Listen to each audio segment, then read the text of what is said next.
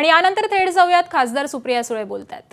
मी शनिवार रविवारी पुण्यात होते आणि बारामती लोकसभा मतदारसंघाचा मी सगळाच आढावा घेतला आणि मी शिरूरला अमोलदादांशीही बोलले। प्रचंड अडचणी सगळीकडे दिसत आहेत आणि मी माध्यमांचे मनपूर्वक आभार मानते की सगळ्याच माध्यमांनी वास्तव जे सरकार कबूल करायला तयार नाही ते सातत्याने तुम्ही चॅनल्सवर दाखवता। मी तुम्हाला एक 4-5 उदाहरणं बारामती लोकसभा मतदारसंघातली सांगते।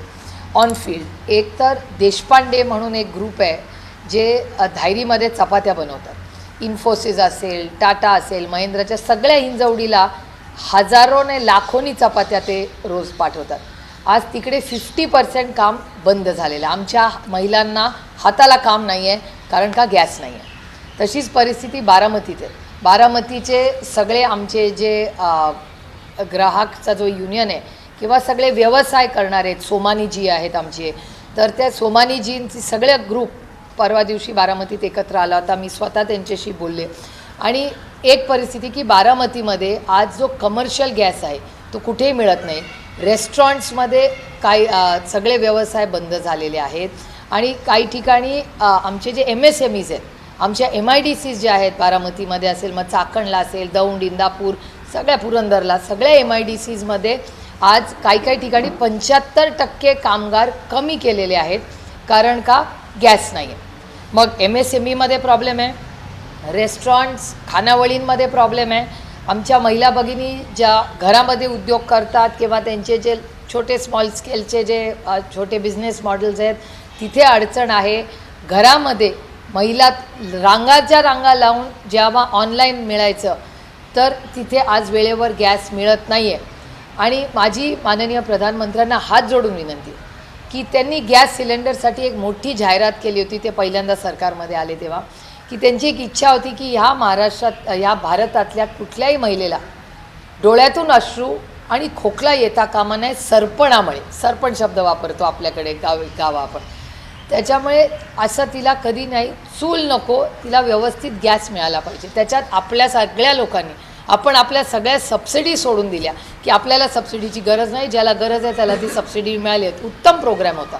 पण आज त्याच कष्ट करणाऱ्या आमच्या महिलांना गॅस मिळत नाही आहे। व्यवसाय, इकॉनॉमी, अर्थव्यवस्था कोलमडेल अशी परिस्थिती आहे। माझी विनंती आहे भारत सरकारला, एक ऑल पार्टी मीटिंग बोलवा। मी मागच्याही आठवड्यात हे बोललेले। आता हा फक्त एक पॉलिटिकल इश्यू नाही, हा एक नॅशनल क्रायसिस आहे। त्याच्यामुळे भारत सरकारने तातडीने ऑल पार्टी मीटिंग आणि पार्लमेंट चालू आहे, याच्यात तातडीने या विषयावर चर्चा आली पाहिजे आणि भारतातल्या नागरिकांना कॉन्फिडन्स दिला पाहिजे की वास्तव काय आहे। जर कपात होणार असेल तर त्याच्या तयारीला आपण लागूया।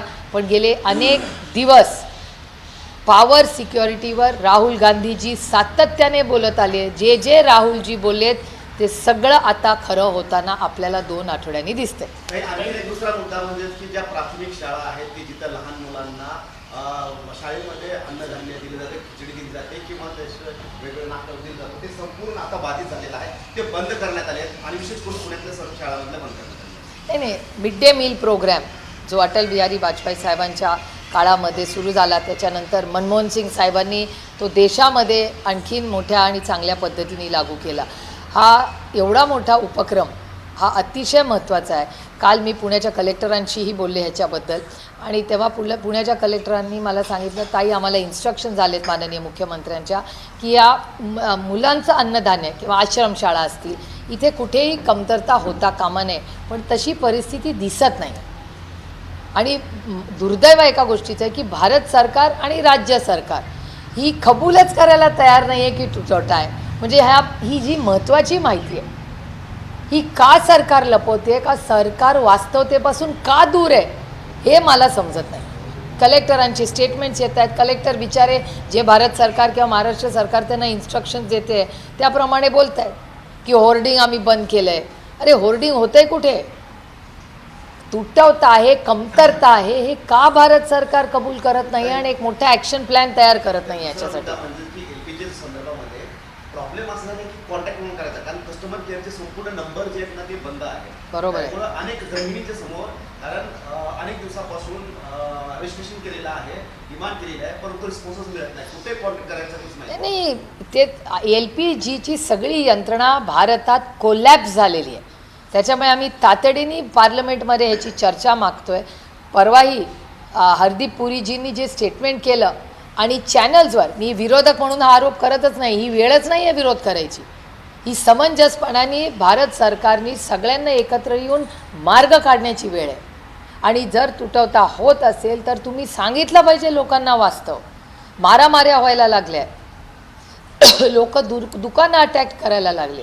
काय चाललंय महाराष्ट्रात आणि भारतात? गॅस सप्लायर्स जे गॅस सप्लाय करतात पोलीस सिक्युरिटीच्या अंडर, याचा अर्थ तेच आहे ना, जे आम्ही विरोधक म्हणतोय तेच वास्तव व्हायला लागलंय ना. मग भारत सरकार किंवा महाराष्ट्र सरकार का कबूल करत नाहीये? जर अडचण आहे, काल मुख्यमंत्र्यांचं स्टेटमेंट होतं की कुठेही गॅसचा तुटवडा नाहीये, विरोधक खोटं बोलतात. म्हणजे एक प्रकारे तुम्ही सांगताय की गॅसचा तुटवडा आहे, सगळीकडे दिसतोय. मी भारत सरकार किंवा महाराष्ट्र सरकारवर आरोपच करत नाहीये, मी वास्तव दाखवते. चॅनल आफ्टर चॅनल तुम्ही बघा. मी खरंच मराठी माध्यमांचे हात जोडून आभार मानते की तुम्ही कुठल्याही म्हणजे भीतीला किंवा कुठल्याही दबावाला बळी न पडता जे वास्तव आहे, आज भारतातला माणूस अडचणीत आहे, आज गृहिणी अडचणीत आहे, या वास्तवतेपासून भारत सरकार का लपतंय हे मला समजत नाही. मुख्यमंत्र्यांचं कालचं विधान खोटं आहे असं म्हणायचं एक प्रकारे. नाही, मी महाराष्ट्राच्या माननीय मुख्यमंत्र्यांना विनंती करीन की त्यांनी ही सगळी जर चॅनल्स पाहिली तर त्यांनाही कळेल की आज कुठे गॅप्स आहेत. बारामतीमध्ये आज सगळे बारामतीकर, आमचे सोमाणीजी, हे सगळे आमचे जे व्यवसायाचं जे ग्रुप आहे बारामतीचा, ते सगळं काम बघतात. त्यांचं स्वतःचं स्टेटमेंट आहे की बारामतीमध्ये कुठेही गॅस मिळत नाही. आता बारामतीसारख्या ठिकाणी ही परिस्थिती आहे, पुण्यातही आहे, बीडमध्येही आहे, नाशिकमध्ये आहे, जळगावमध्ये आहे, नागपूरमध्ये, कुठे नाही आहे तुम्ही मला सांगा. आणि फक्त महाराष्ट्रात नाही, भारतात सगळीकडे ही परिस्थिती. कुठल्याही खासदारात तुमचे नातेवाईक असतील, तुम्ही विचारा ना फोन करून. आणि डेटा तर दिसतोय ना, सगळ्या चॅनल्सवर दिसतोय, वर्तमानपत्रात दिसतंय. तुटवता तर आहेच ना. कशाची वाट बघताय महाराष्ट्र आणि भारत सरकार? दररोज मॅम 4 मिनिस्ट्री ब्रीफ करतात आणि सांगतात की डोंट पॅनिक आणि सगळ्या स्थिती जे आहेत ते नॉर्मलायझेशन वर आणलेत आणि वेसल्स पास पण झालेत.